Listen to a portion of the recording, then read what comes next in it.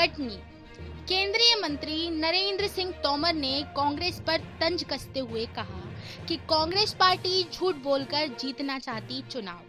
विजय राघवगढ़ विधायक संजय पाठक के द्वारा की गई घोषणा की चुनाव के पहले कराएंगे सर्व, 50% वोट मिलने पर ही लड़ेंगे चुनाव का केंद्रीय मंत्री ने किया समर्थन।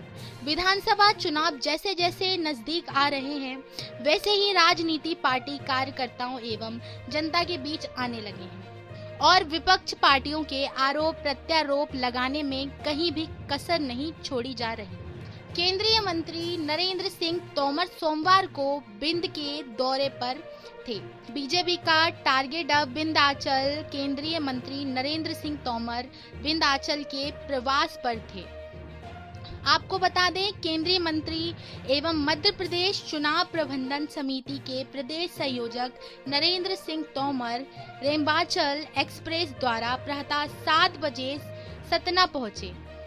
उसके बाद उन्होंने सतना रीवा महर का दौरा करने के बाद कटनी के बाहरी में केंद्रीय मंत्री नरेंद्र सिंह तोमर बाहरी में कार्यकर्ता सम्मेलन में शामिल हुए। भाजपा कार्यकर्ताओं को चुनाव की तैयारी को लेकर टिप्स दी। केंद्रीय मंत्री नरेंद्र सिंह तोमर के साथ भाजपा विधायक संजय पाठक मौजूद रहे। कार्यकर्ताओं को संबोधित करते समय केंद्रीय मंत्री नरेंद्र सिंह तोमर ने कांग्रेस के ऊपर तंज कसा। उन्होंने कहा, कांग्रेस पहले भी झूठ बोलती रही है और अब भी झूठ बोलकर चुनाव जीतना चाहती है। विधायक संजय पाठक के द्वारा की गई घोषणा की चुनाव के पहले कराएंगे सर्व, 50% वोट मिलने पर ही लड़ेंगे चुनाव का केंद्रीय मंत्री ने किया समर्थन। स्वराज मेल के लिए कटनी से हजारीलाल जाटव की रिपोर्ट। उनकी जाति के आधार पर लोगों को जो है चिन्हित करके जो है पहले की योजनाएं बनती थी या समूह के आधार पर चिन्हित योजनाएं बनती है, लेकिन देश ने ये परिवर्तन देखा है कि आज हर समाज के तबके के लोगों को, वर्गों को जो है भाजपा सरकार की जो है योजनाओं का लाभ मिल रहा है और इसीलिए ना जाति में ना धर्म पर हमारे वोटर है, हमारे लाभार्थी और उसी और जो लाभार्थी जहाँ तक हम पहुंचे और उसके अतिरिक्त जिन लोगों तक हमें पहुंचना, ये हमारी कोशिश हो रही है। खासकर महिलाओं को जो है उज्ज्वला योजना हो, सुकन्या समृद्धि योजना हो, चाहे मातृत्व वंदना योजना के अंतर्गत जो लाभ उनको दिए जा रहे हैं वो योजनाएं जो है केंद्र की पहुंची है। आज परिवर्तन हो रहा है। मुझे याद है कि मध्य प्रदेश का जब जिक्र होता था छात्र जीवन में भी मैं जब रहती थी और उसके बाद भी तो बीमारू स्टेट से निकलकर मध्य प्रदेश जो है भाजपा के नेतृत्व में सरकार ने इस बीमारू स्टेट्स में नाम होता था एक समय पे मध्य प्रदेश का, वहां से निकलकर आज मध्य प्रदेश जो है प्रगति के जो है पथ पर है। चाहे वो जीडीपी की बात हो या जितनी भी योजनाएं हैं, जब परिवार को संबल बनाना हो, लगातार जो है योजनाओं पे काम हो रहा है। 48 करोड़ की सड़क की कमी बन रही है। धीमे गाड़ी चला तो जोर से बोला, अब पानी किसकी है? अब बारी कमल की एक तरफा है और इस बार आपको ये प्रदर्शित करना है अपने रिजल्ट से कि हम हमारे क्षेत्र का कार्यकर्ता, हमारे क्षेत्र के लोग, इस क्षेत्र के निवासी, हम कृतज्ञता ज्ञापित करते हैं, हम धन्यवाद ज्ञापित करते हैं।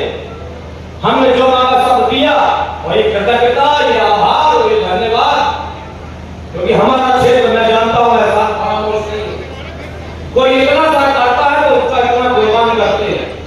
हमारा क्षेत्र ऐसा जनता पार्टी को सड़क बनाने की जरूरत पड़ थी। अगर कांग्रेस की सरकार घर घर में बिजली देने का काम करती तो क्या बिजली का उत्पादन बढ़ाने की जरूरत हमें पड़ती? लेकिन कांग्रेस ने जब राज किया तो सिर्फ लूट और भ्रष्टाचार का आलम पैदा किया, जनता की सेवा नहीं की। अभी इसी टेन्योर में 1.5-2 साल कांग्रेस को सरकार बनाने का मौका मिला। कमलनाथ जी उस सरकार में मंत्री थे। क्या हुआ 1.5 साल? कमलनाथ जी को आपने दौरा करते देखा? क्या कमलनाथ जी को आपने नहर बनाते देखा?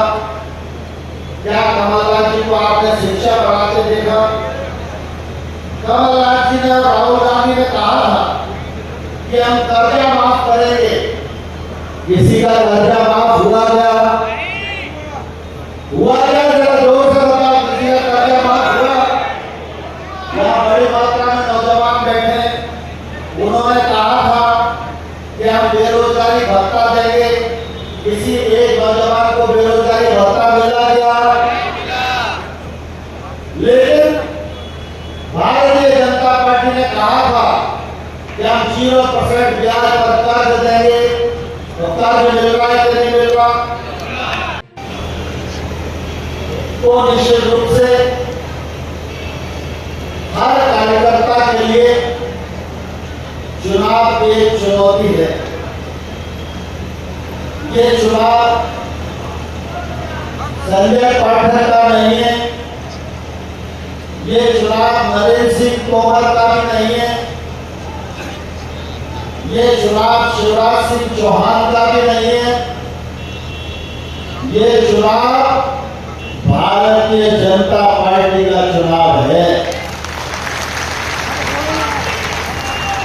और जब मैं ये कहता हूं कि भारतीय जनता पार्टी कार्यकर्ता प्रधान राजनीतिक दल है, भारतीय जनता पार्टी कार्यकर्ताओं की पार्टी है और भारतीय जनता पार्टी की ऊर्जा भी सभी कार्यकर्ता भाइयों और बहनों को बहुत बहुत प्रणाम करता हूँ। आप सबका हृदय से बहुत बहुत स्वागत और अभिनंदन करता हूँ। हम सब लोकतांत्रिक देश में कोई भी व्यक्ति किसी भी पार्टी का काम करने के लिए स्वतंत्र है, लेकिन ईश्वर ने हमको राह बताई और प्रेरणा दी कि इधर उधर मत देखो, सीधा भारतीय जनता पार्टी के साथ काम करो। यही वो राजनीतिक दल है जो देश का राजनीतिक विकास कर सकता है, देश का सामाजिक विकास कर सकता है, देश का आर्थिक विकास कर सकता है, देश का आध्यात्मिक विकास कर सकता है। और यही वो राजनीतिक दल है जो भारत माता को परम वैभव के शिखर पर पहुंचाने के संकल्प को पूरा करते। जब तक रहेंगे दिग्गी तब तक घर में चलेगी दिग्गी, यही लगता है। लेकिन आज क्या है?